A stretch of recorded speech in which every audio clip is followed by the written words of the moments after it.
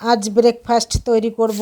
পেঁয়াজ এবং কালো জিরে দিয়ে আলু কুচিয়ে ভাজবো আর একটু গোলা রুটি করব। তো আমি ব্রেকফাস্ট তৈরি করব আর একটা কবিতা বলবো যার নাম দিয়েছি আসল আপনজন। সবাই তো আর আপন হয় না চেনা মুখের ভিড়ে, কেউ তো থাকে প্রাণের মায়ায় স্মৃতির নিড়ে নিড়ে। আপন মানেই রক্ত নয় কিংবা ঘরের দেওয়াল, আপন হলো সেই মানুষটি যে রাখে অসীম খেয়াল।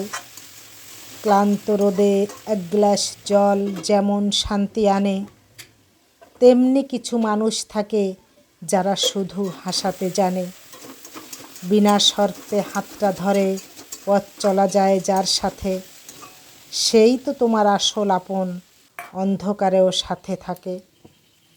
ভুলগুলো সব আড়াল করে ভালোকে যে দেয় রাঙিয়ে, অভিমানের পাহাড় ঠেলে ভালোবাসা দেয় জাগিয়ে।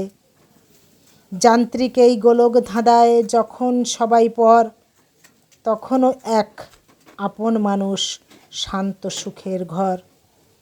আগলে রেখো সেসব মানুষ যারা তোমায় বোঝে, হাজার ভিড়েও দিন শেষে যারা কেবল তোমাকেই খোঁজে।